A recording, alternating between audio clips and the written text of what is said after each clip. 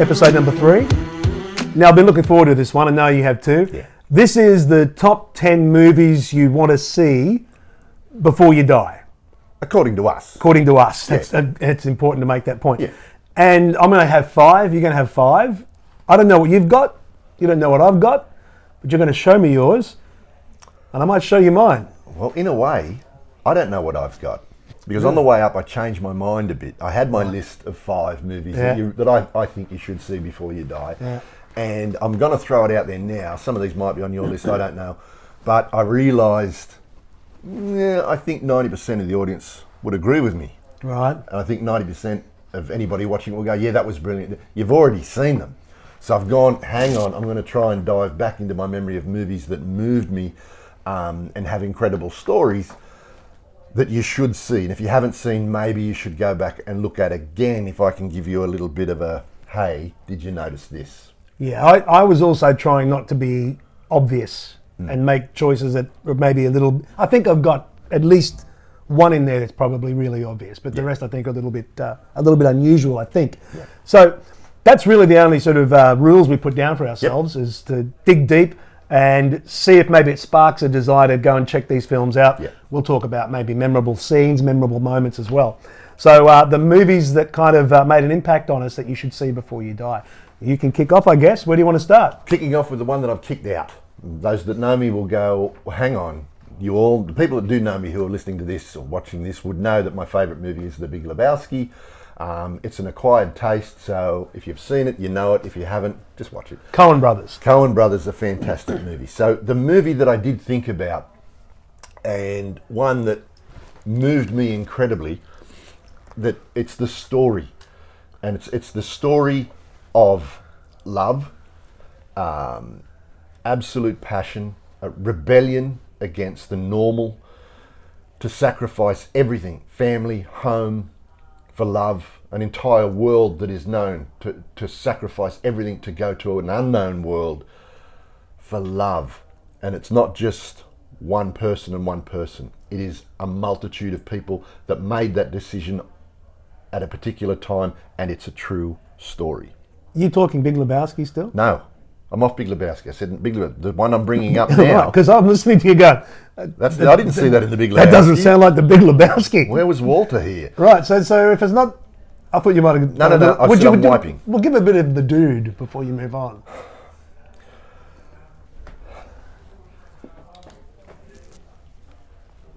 Yeah, well, that's just like your opinion, man.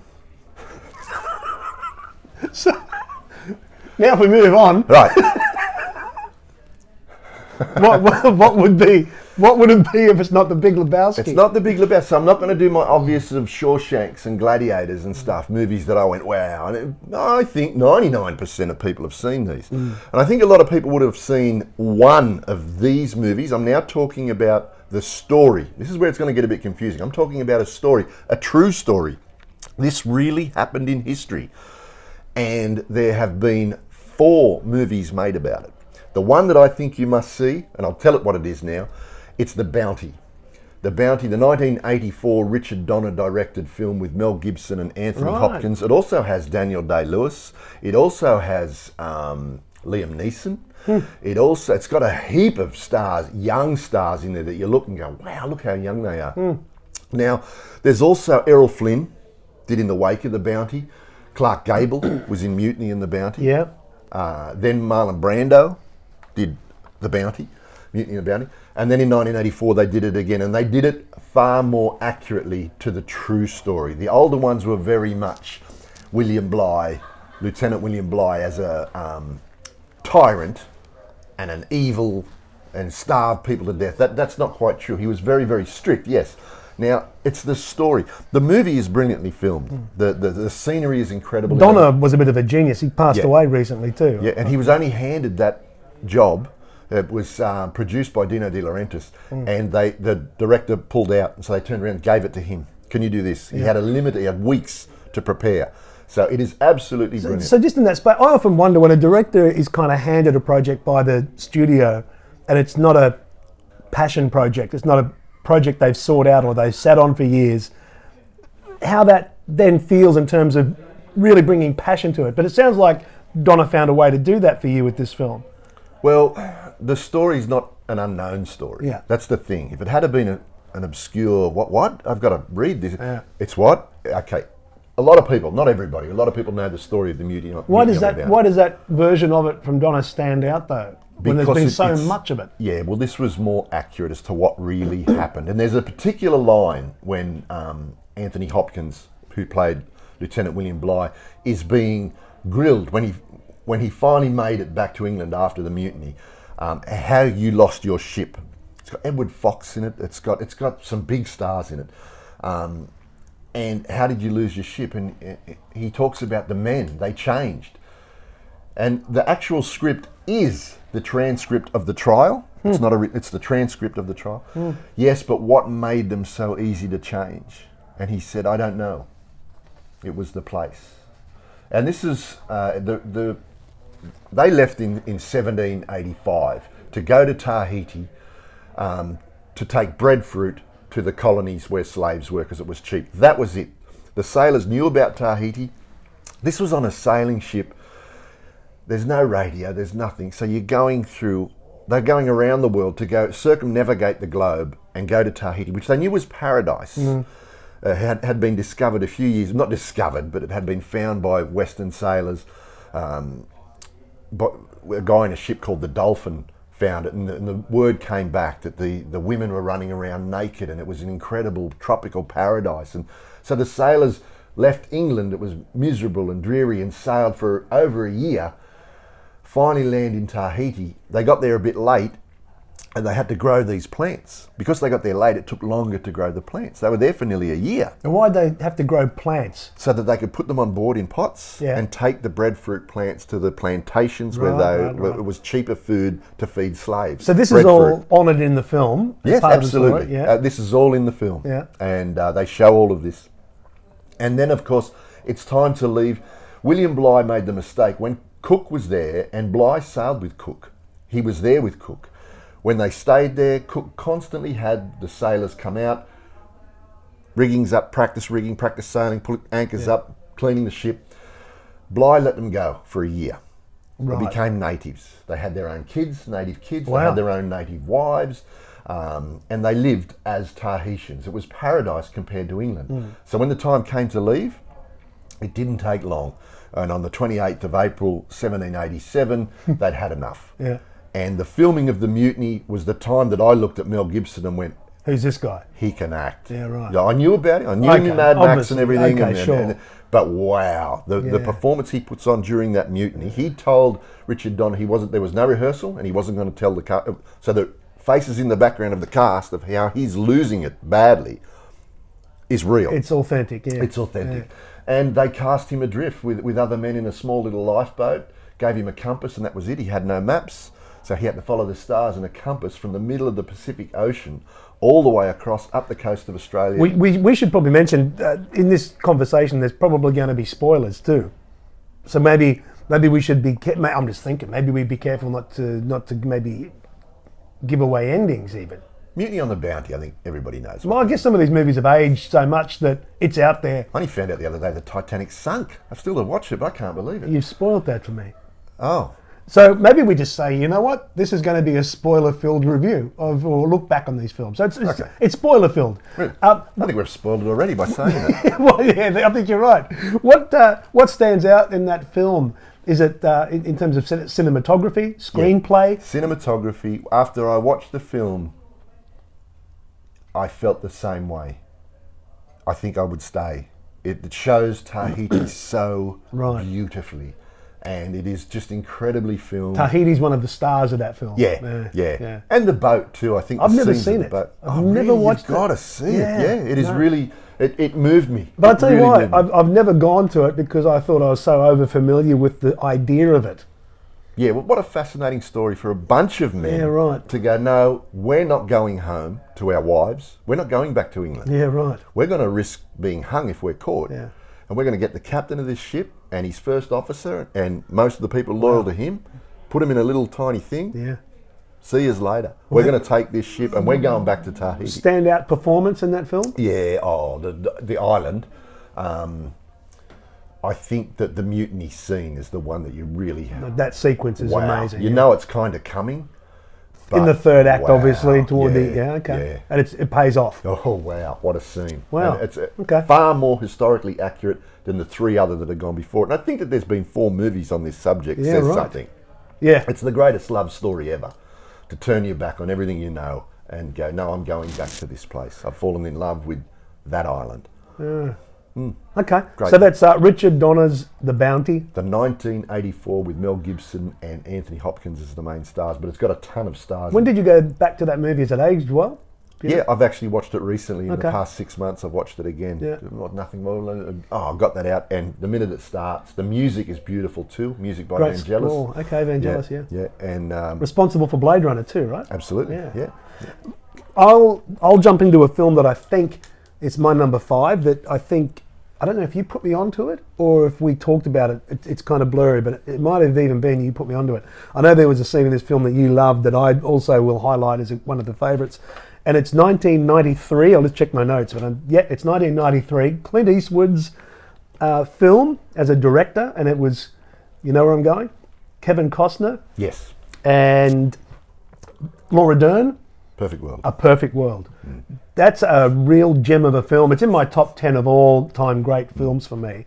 I think it's Eastwood's best film as a director. I find a lot of his stuff for me I don't know what it is, whether it's a pacing thing or I'm not quite sure what it is, but I have a hard time with a lot of Eastwood's kind of films. And I don't know why, but I found this one tightly paced. Yep. You're about to do a Clint. No. Were you about to do a Clint? No, my face was cramping up. So there's a lot to love about this film. There's a young boy in the film, TJ Lowther. I'm not sure, he's probably 9, maybe 10 in this film if he's that old at all. His performance is beautiful as this young boy that is kidnapped by Kevin Costner, playing against type. And he was also the villain in No Way Out, but he was obviously known to be the hero in things like Waterworld, The Untouchables. But in this film, he plays a criminal, as you know. He's escaped. He's an escapee. And he's kidnapped this little boy. And then the film becomes essentially a road movie, right? In the relationship between Costner's character and the young boy. And without giving too much away, because the third act is really something else. For me, the favourite scene is in the farmyard residence, where Philip and Kevin Costner's character, Butch, have a moment where they kind of stand off together without giving anything away. It's a wonderful film. Costner's performance is terrific. I think Eastwood's direction of the film has got great pacing, and it's a terrific screenplay. There's a wonderful moment where Costner's character is kind of warming to the boy and trying to almost keep him from being afraid. And he's driving a car, and he talks about the car being a time machine. And I know he talks about, and I remember you telling me about that scene and saying how much you loved it. Out the back? Yes. That's the part. Do you want to talk about that? He says, you ever been in a time machine? Called him Boo as a nickname, didn't he? Yes. You ever been in a time machine? The kid says no, and he says, look out the back window. That's the past. Out the front, that's the future. And in here now, it's now. And I thought, wow, you're driving down the highway. Yeah. Great. We're driving into the future. Simple and efficient, again, in terms of the writing. But it's a wonderful film. That's Clint Eastwood's A Perfect World with Kevin Costner and Laura Dern. Highly recommended. Sits in my top 10.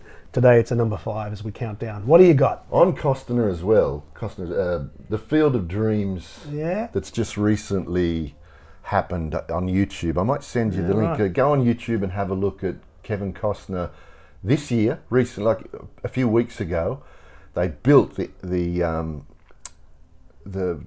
baseball association In the field. built a diamond with right. stands and everything, and the Yankees played the White Sox. Right. And the start of the game, it's goosebump stuff. The start of the game, the music's playing, and there's actually a cornfield, and the stands are full. People are waiting, and everything. And they recreate. Costner walks out from the corn, and Wow. and it happens. He walks across the field slowly. Life imitating art. Yeah, he gets to the microphone and waits, and the next minute, the Yankees and the White Sox start coming out through the corn, and they're all walking out together. And you can see the baseball players who have played on every oval and experienced every great thing ever, playing World Series, and they're walking out through corn to the music of And you can see them looking at each other going, what is this? And they go out and he does this speech about Fathers. after 30 years. Okay. After 30 years, it's a 30-year-old movie now. That was the anniversary. And the National Baseball League. I have to check that. Mate, yeah, I'll find it and I'll flick it to you. But just look on YouTube for His it. name escapes me.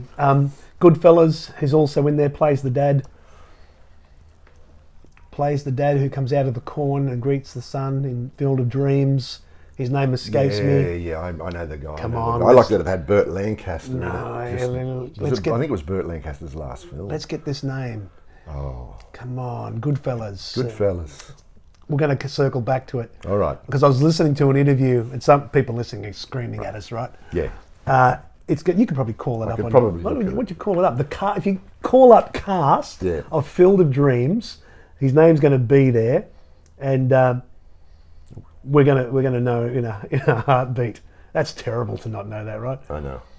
Field of Dreams. Here we go. Show me. Ray There he Liotta. is. Ray Liotta. Ray Liotta. Of course it was. Now, I was listening to a podcast recently with some film nerds, and they were talking about how one of the guys mentioned that he met Ray Liotta, and his favourite film of all time was Field of Dreams. So he had to ask Ray at this junket about some other film, what was that experience like with Field of Dreams? What was that like to be on set with that screenplay?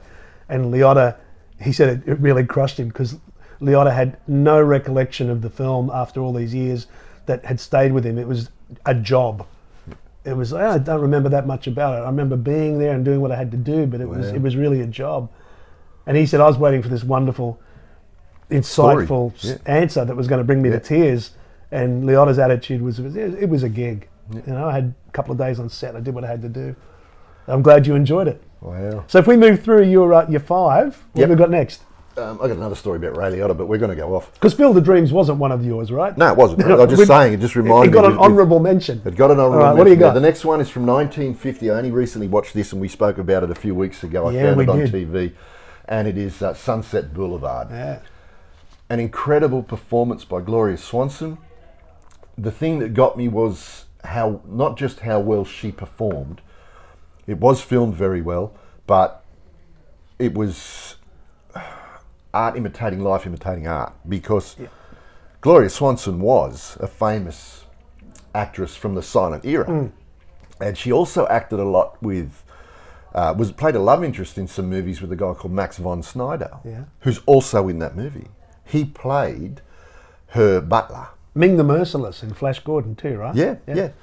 And she was a silent movie star who still thought her day was going to come one day. Now, this movie is about a silent movie star who thinks her day is going to come one day. Transitioning into the talkies. Thinking that she's going to be this great star and Cecil B. DeMille is going to discover me again. It is just brilliant. It is a psychological... It's Hitchcock-like, and true. It is just so well filmed that you sit there watching this old movie from 1950, black and white, thinking, okay, I'll watch this. You're gone. It will take you. And the minute that William Holden drives into, escaping from the police, he drives into this old abandoned mansion, which happens to be where she lives. From there on in, the movie, you just sit there going, what's going to happen next? And it just has you on the edge the whole time. So such a beautiful movie. That movie's aged like good wine. I remember that I had really no interest. Again, I was probably over familiar with its importance, and that kind of kept me away from it. And then there was one night, I remember I was at my in-laws, and it was a midnight movie, and everyone had gone to bed and I was wide awake, and that came on. And it was more for the fact there was nothing else on.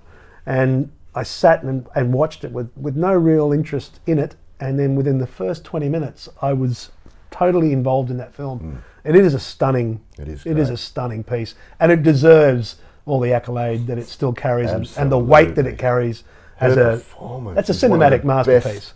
Acting performances I've ever seen. Beautifully one shot. of the best lines in the movie too, William Holden says to her, "You're a 50-year-old woman. There's nothing wrong with being a 50-year-old woman. There's only something wrong if you're trying to act like a 25-year-old woman." And I thought, wow, for its day to be saying that. Yeah, right. Fantastic. Good, a really good choice. Really good choice. I'm going to go back to 1995. And for me, this film I go back to again and again. It's in my own top 10 of all time. And I still to this day think it's one of the coolest films that I can recall. And it's a film called Get Shorty, based on the novel by Elmore Leonard. And John Travolta, who's never been cooler I don't think, since Saturday Night Fever, as he is in this film. He personifies cool. The soundtrack, Chili Palmer. Chili Palmer. And it's a great screenplay. It's pacey as hell. It's got a relatively short runtime, but it just moves. And it's got a clever narrative, a clever plot line. Gene Hackman, for my money, it's my favourite Gene Hackman performance of all time. He's just turned 93, 94 and retired some years ago from acting. And I think I got that right. He's in his early 90s. His performance, playing against type, playing against that Popeye Doyle, French Connection, hard-nosed guy, or Lex Luthor from Superman. He plays this B-grade movie director and Zim Pictures, and he plays against type. My favourite scene is when he's confronted in his office, and he's just spent time meeting Travolta's character, Chili Palmer, and that's the whole scene about, turn the blinds, shut the light off, and he sets the room up so Travolta's character takes control of how this conversation is going to go. And then Hackman tries to do that same thing with a real made guy that comes in and then beats him within an inch of his life with, "What did you just say to me?" And the whole thing goes to hell. It's Hackman's, that for me is my favourite scene. Hackman's performance in that film is outstanding. Danny DeVito's good. He's a bit more understated than he usually is, and that works for him. Again, the soundtrack just pops. It's and I'm going to do this to you again. This is terrible because I don't pretend to be a complete film nerd. The Sopranos, Tony Soprano, the name of the actor. You're going to have to call it up. The main guy? Yeah. Yeah, that's, Come on. he passed away. Yeah, you're going to call it up though. Oh. People are screaming. People are screaming, but you can't do this. No, you've got to do it. Who is it? Tony Soprano. Tony Soprano. I know people, I apologise, but I didn't have it in my prep. I know it, but Ray Liotta. No. His performance in this is early in the breaking of his career. James Gandolfini. And Gandolfini's performance in this film is outstanding as well. It's a great. He plays Bear, this stuntman that's kind of out of the industry, but now he's a heavy, and he's terrific in it. Plays it for laughs. Get Shorty's got a killer soundtrack, a great ensemble cast, a cracking screenplay, and it's a Barry Sonnenfeld film. He's at the top of his game here. So check that out if you haven't. 1995, Get Shorty. It's very good. Yeah, it is really a terrific Going film. on to another film came of it, and then a television series. Television series was great too, but fantastic, dark and edgy. Yeah. It kind of found the grit from Leonard's novel, but this one, it kind of lightens the tone a little bit and takes you on a romp. Killer soundtrack too, but that film for me continues to work, and Travolta is superb. Yep. All right, what's next? Next up, I go to 1933. Wow. A Marx Brothers movie. I love the Marx Brothers, but it's my favourite movie of theirs because of how political it was. Can I guess? And I could be wrong. I'm going to go Duck Soup. Duck Soup. Yes. Duck Soup. Even the name Duck Soup, it was named after like a government idea to feed them duck soup. It's easy, it's cheap, they won't even know. So feed them lies. Who? Oh, the people. Feed the people. Feed the people. Ducks, just feed them duck soup. Wow. So it's almost a throwaway of let them eat cake, but it's more like people are starving, just duck soup. What's your preference? Would you rather eat cake? Duck cake? Duck cake! Yeah, so go on. The anarchy of it. The Marx Brothers were anarchy. That's a great word for those guys, yeah. Yeah, it was anarchy, and for its time, that time in history, well, Chaplin, the humour was anarchy. Chaplin would be the tramp, and then the police officer would come, and they'd try and hit him, and Chaplin would always be. So people loved, the crowd loved that. But this particular movie is Groucho becoming, Rufus T. Firefly, becoming in charge of an entire nation of Fredonia. Only because a woman liked him, Margaret Dumont, who was in all of her movies, the wealthy woman, said to the council, I will only help this country and give you finances if you make Rufus T. Firefly the president. Okay, so they make him the president. He is hopeless. Brings in his own people, Chico, Harpo, as spies. The scenes are off their head. In the next scene, you go, what is happening here? It's hilarious. The writing is brilliant. I think a lot of it was ad-lib. There's little tiny things in it throughout the whole movie. It's showing the stupidity of war It is really, and it's 1933. Okay. It's before World War II, so it's after World War One. Right. The rise of fascism. He's addressing it. He's becoming almost a fascist himself. He being Groucho. Rufus too. Yeah. But the funnest thing for me is that every time the scenes change and we go to another scene, they're all wearing another completely different military uniform. From the Boer War or from the Civil War. Now they're wearing naval gear. Now they're wearing, if you don't pay attention, there's all these different famous historical military uniforms that they're wearing in each different scene. Yeah. It is hilarious, and it is really holding a mirror up to politics. In 1933, it relates today. Trust me, and watch Duck Soup and just keep following the political satire that they're doing, and keep reminding to tell yourself, this is 1933. I'm going to go back to 1982, so we're digging back again. Yep. John Carpenter's The Thing. Oh. So it's the remake of the Howard Hawks original from the 50s. Kurt Russell. Kurt Russell's best performance for me. And there's so much to love about this film. You could spend an entire episode just talking about this particular film. Carpenter, who was also doing his own soundtracks, his own scores, famously, for Halloween, and loves his synth. And he, with this film, oddly enough, goes out and gets Ennio Morricone, Good, Bad and the Ugly, and all the spaghetti, hires one of the great maestros of all time in cinematic history, and then gets him sounding like John Carpenter. So you hear that opening music to that film, which is iconic. It sounds like it's a John Carpenter soundtrack. And I always remembered thinking as I got older with that film, it seemed odd to me to call in a guy of that caliber. And maybe that was Morricone's tribute to Carpenter, was to capture some of the... Because he creates music against type that he's renowned for to my ears. So much love about that film, that claustrophobic feel, the groundbreaking special effects. I mean, everything's in camera. Yeah. There's a couple of exceptions to that with... the image of the alien craft in the ice, etc. But there's a lot of in-camera special effects there that I don't need to talk about. Smarter people than me have talked about that. But it's groundbreaking. Yeah. No film looked like The Thing. And that film holds up. Those special effects hold up. And there's nothing quite like it.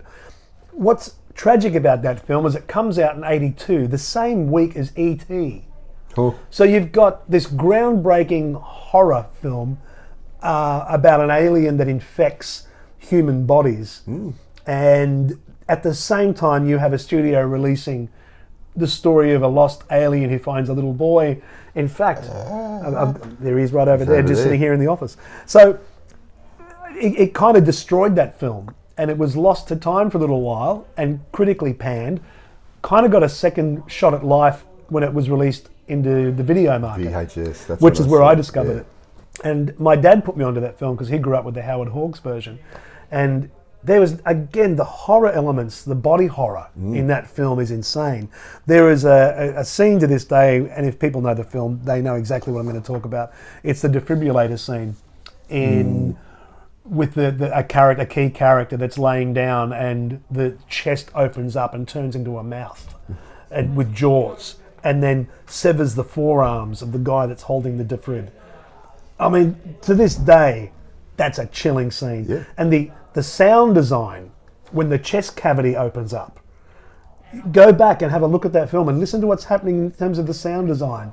It's a masterpiece of filmmaking, and it's the best thing Carpenter, in my opinion, ever did. Wow. Still, for me, my favourite horror film of all time, my favourite Carpenter film of all time. So much to love about it, as I say. The score is terrific.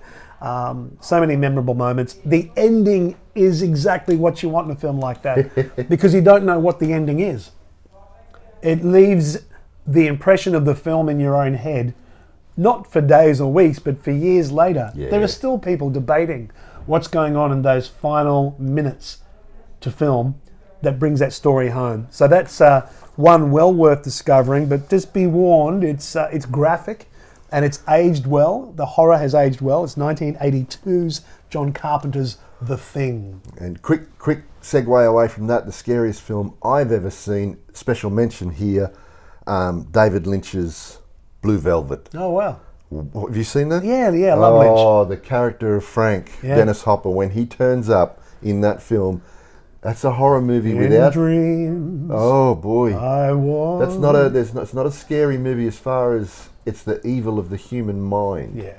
And Dennis Hopper, as far as I'm concerned, his best performance. Yeah. Twin Peaks. That's the scariest one ever.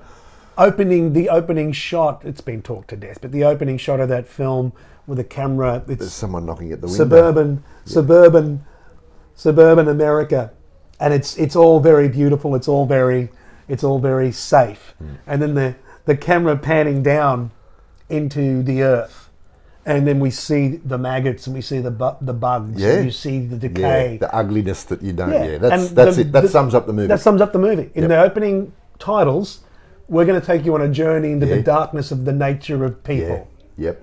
It all looks like this on the surface, but it's very dark underneath. Absolutely. But that film is a classic. So Well, what it do you leads got? me to my next one, and I think You're most squeezing in a lot of honourable mentions. I know. I know. All right. I know. All right. Here's another one, actually. No. This one here, people would have seen this, Academy Award winning as an actor, There Will Be Blood. Ah, Daniel Day-Lewis. Oh, what a film. Coens? No, but no soundtrack. The first 15 minutes of the movie, nothing is said. It starts with Daniel Day-Lewis's character, Daniel Plainview, in a mine shaft, falling and injuring himself. I won't go into it if you haven't seen it.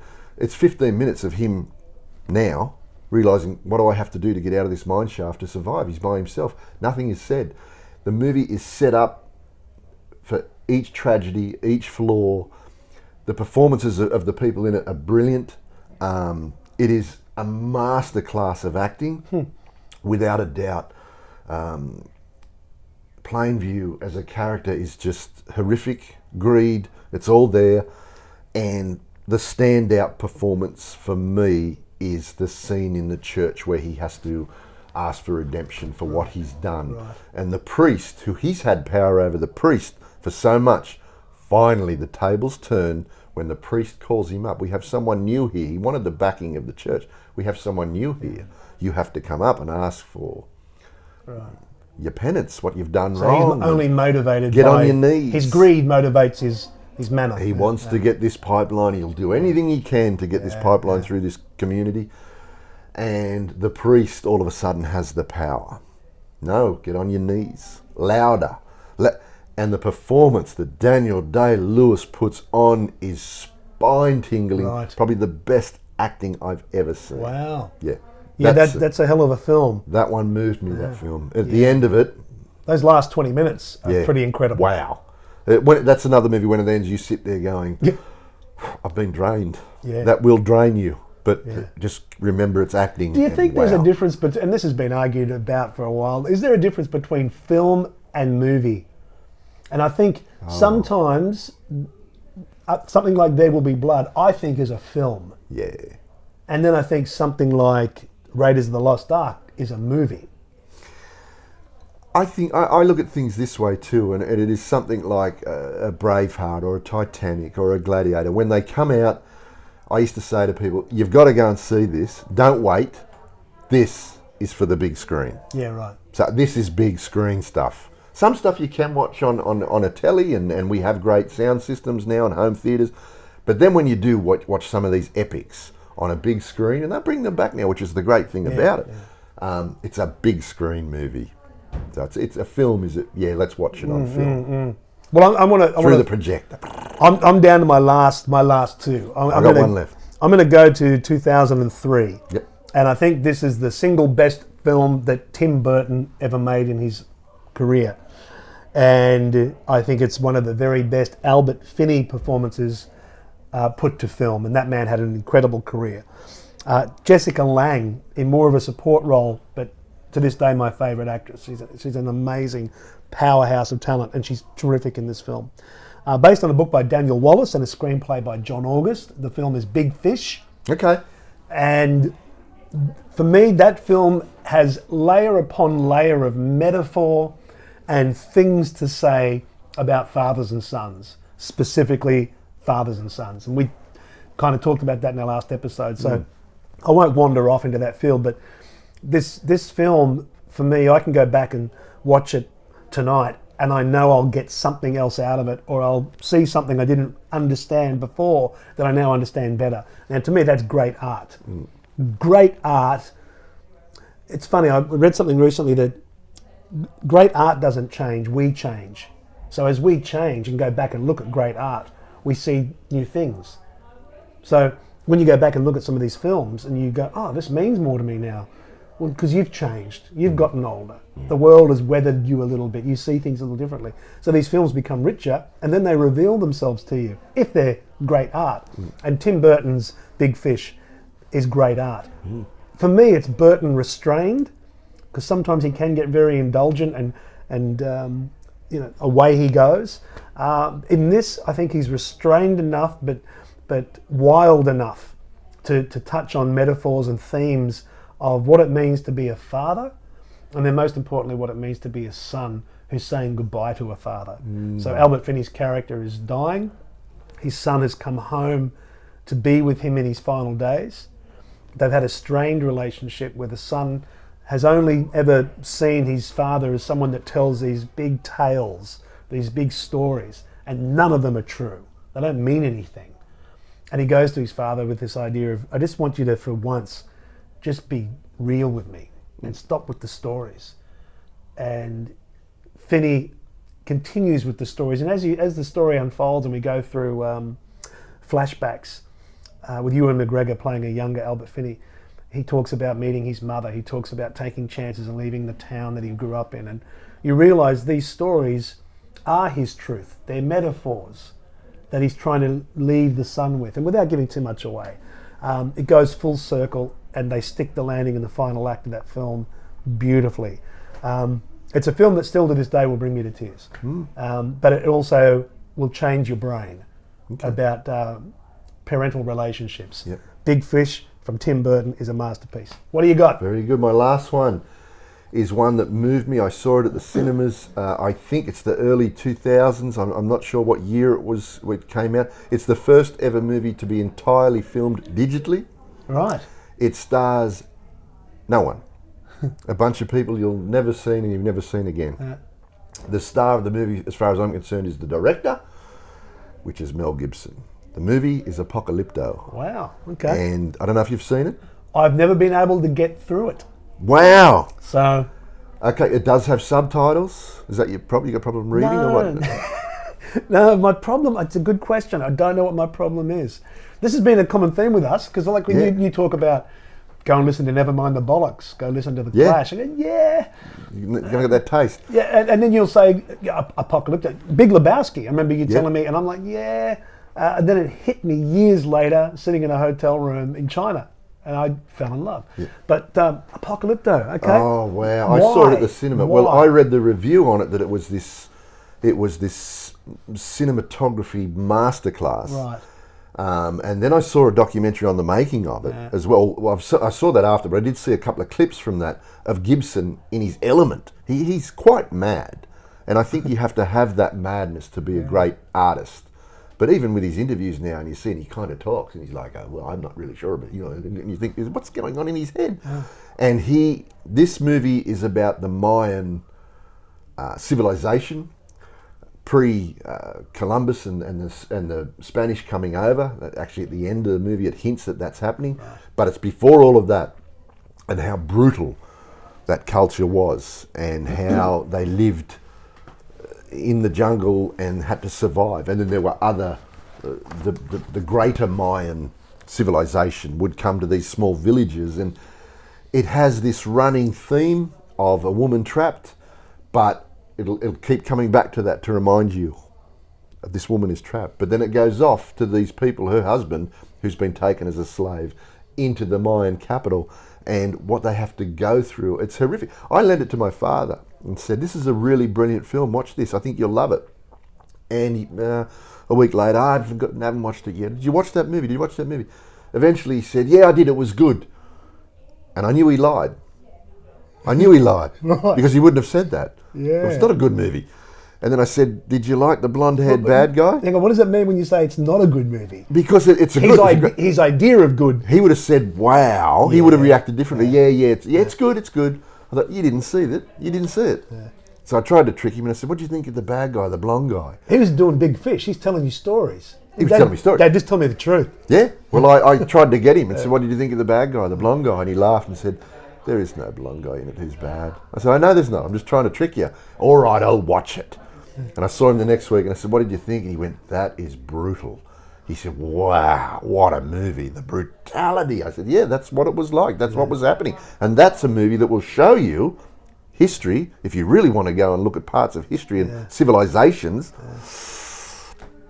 Wow. Scene, memorable moment? It would have to be the sacrifice scene. I won't go into it. There is a sacrifice scene that is horrific. Right. It is, you think, oh my God, how are they going to get out of this? And how they get out of it, there's a clue in the poster of how they get out of it. Yeah. Apocalypto. Mel Apocalypto. Gibson. Was that his directorial debut?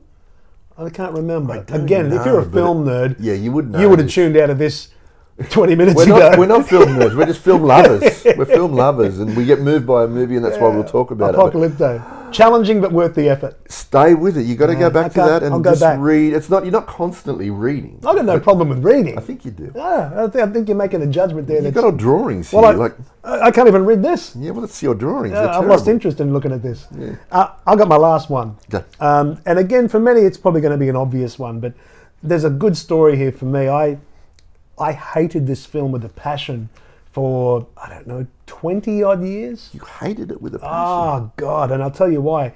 Here's how I was introduced to it. I was 8 years old and I was taken to a double feature and all I wanted to do was see Star Wars. I know. And the world was seeing Star Wars and I was so excited and I got there with my brother and we were waiting with Mum and Dad and then it was a double feature. So the first thing you had to watch before you could watch Star Wars was 1968 Stanley Kubrick's 2001 A Space Odyssey. Now I'm 8 and that movie is very cerebral and moves at a snail's pace. Mm-hmm. No one talks for the first 30 minutes, 28 minutes, whatever it might be. It's some, again, film nerds will tell us. It's about 30 minutes. There's no dialogue. There's an intermission in that movie where the screen is black and you're listening to classical score. So you've got to work hard. And when that film was released in 68, a lot of audiences were split right down the middle. And where it's landed for me, it's here I am in my 50s. That's my favourite film of all time. And I'll tell you what happened. By the time you got to Star Wars that night, I can still remember that night because I remember my brain trying to digest what's going on in 2001 A Space Odyssey. And it was crippling. It's like, well, when does anything happen? Because nothing's happening. And then by the time you got to Star Wars, it was like getting ice cream, you know? Yeah. So it was in the early 2000s and the anniversary box set of 2001 was being released on DVD. I picked that up in Sydney. I took it home when I was living there at the time. I don't know. You hated it? I hated it. So you went and bought it? I bought it and I thought to myself, this is one of the most celebrated films of all time. I must be missing something because I hate it. Yep.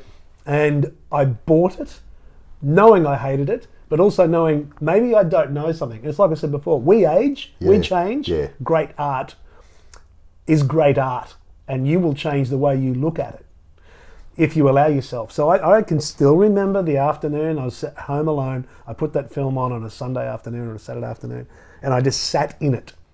And I didn't bring my judgment to it. I didn't bring my desire to see it be something else. I just sat in it. And it all clicked. It all clicked. Honourable mention at the complete other end of the scale, Napoleon Dynamite was like that for me. Honourable mention. My favourite comedy of all time. I hated that film on the first watch it. I turned it off. I went back because people were saying, no, you've got to go back. I went back. I can still remember the scene in that film where it clicked and I laughed till I cried. And I can go back and watch that film and I can laugh hard or I can cry at how beautiful it is and the humanity in it. That's a little bit of an honourable mention. But for 2001, I sat there and I watched this film and I just sat in the artist's choices, Kubrick's mastery. That is a film that uses the form as pure art. So you're taken on this journey that at first makes no sense. The cinematography is beautiful, what kind of film starts with the dawn of man? That's the starting scene, right? The dawn of man, and there's no dialogue. It's apes, and then there's this this shift that happens with the arrival of the words escape me, the obelix that appears. Yeah. Again, film nerds are going to be screaming at me. That film for me was so hard to get into, but on this one viewing, I fell in love with it, and I understood I think I understood for me what was happening in that film. That there's all this subtext, all this metaphor. What's amazing is that the screenplay was being written at the same time the book was being written by Arthur C. Clarke and Stanley Kubrick. They're doing it at the same time because it was based on a short story by Arthur C. Clarke from many years earlier. Favourite scene for me, there's a lot to love about this film, but it's the death of the AI. It's the death of Hal, who's the computer that's governing the ship that goes rogue. And man's technology now turns on man. And then man takes control back over the technology, and the computer, Hal, dies effectively, and is pleading for his life as he's slowly being shut down. And it's kind of frightening, and it's surreal. I could sit and talk about this film for a very long time. I won't do that except to say, if it's a film that you've had a hard time going to, go to it and sit in it, and just be open-minded as it unfolds, and it will reveal itself to you. My introduction to that movie was poor. It was there was a teacher at my school, my high school, who decided that every Friday night he would have a film night in the school hall, get a movie, play it, so the students could come back at night and watch these movies. And it became almost like a school dance outside. There was one teacher on duty, the guy with the projector. It was chaos. It was. Right. I went to a really rough school, and I remember during 2001. People just got so bored. Of course. And all the chairs, and the teacher tried to keep calm, but it just got out of hand. People were using the chairs to build forts on either side of the hall, and they were taking the little rubber stoppers off the chairs, and things were being thrown, apples were being thrown. And so he's moving the projector back. I remember going, people are dodging things being thrown. That's your memory of that movie. It was the worst movie to play. Yeah. This is about 1978 in high school. Bad choice. Yeah, terrible. Because the kids just switched off and started fighting each other in the hall, and it was just wild. That's the first time I saw that movie. Wow. I didn't see much of it. Well, it's funny because I went from the worst thing I'd ever seen to my single favourite film of all time. Yep. It's a masterpiece in every way. It's beautiful. It's filled with metaphor. I can give you my take on it. A lot of people have their own take. For me, it's the journey about man's search for meaning, and man's full circle search for, there's this theme of this idea of alien life that's calling man forward. I take it to be the idea of God, that come with me on this journey and I'll reveal to you these things. And in the final moment, the Star Child reveal. What is your take on that? What's your theory on that embryo? The last moment? Yeah, that last moment with that score, that. I wrestled with that for the longest time. Yeah. For me, it's the rebirth of man and his evolution now as the Star Child, returning back to Earth to reignite the next evolution in man's journey on the planet. That's a big baby. It's a very big baby. I think it'll fit. How was it coming through, I wonder? Any more honourable mentions before we wrap up here? I wonder what Mum looks like. Honourable mentions, yeah, I've got heaps. I could talk about heaps, and so many have popped into my head during this as well. There have been movies that have really, really had an impact on me. Some that just died at the box office. Yeah. Against All Odds with Jeff Bridges and Rachel Phil Ward. Collins song. Phil Collins song. He won an Academy Award for that. Right. And James Woods is in it. Yeah. A love story triangle that's just... You really dug that? Yeah, I thought it was good. Oh, wow. It was based on an old movie. Yeah. Called Out of the Past or Right. something. And that I thought that was good. Richard Gere's Breathless in the early 80s I thought was good. Again, a remake of a French film. I thought his performance as Jesse Lujac was something I hadn't seen before. He played this character that, I don't know, there's been so many movies that I've just thought, that is just absolutely brilliant. And Star Wars, when I first saw it in 1977, I was 13. Changed brains. It started, and me and my mate were sitting there with our popcorn and our Coke, and I remember at the end of the film, it was the only time ever that it finished, and we still hadn't touched our popcorn or our Coke. Yeah, right. And we ran downstairs and bought a ticket for the next screening, come running back up. What was that? Yeah. And that was a movie that was just, wow. It's funny, I remember seeing Raiders of the Lost Ark, the opening 15 minutes, and I was sitting there with my dad, and my brother was on the other side of my dad, and I remember my dad giggling with excitement like he was 15 again or 12, because that's obviously a homage to his era of films, right? Yeah. And I remember him laughing, and then the scene where, and the joy that he was having infected me, because he was laughing, and it was the scene where Indy's running away from the tribe and they're blowing the darts and he's running to the plane. Yeah. And I remember Dad saying, I can still remember the memory, and he's giggling, going, oh, so much action, mate, so much action. And it starts like that. And that's the start of that film. Yeah. It's a perfect screenplay. Yeah.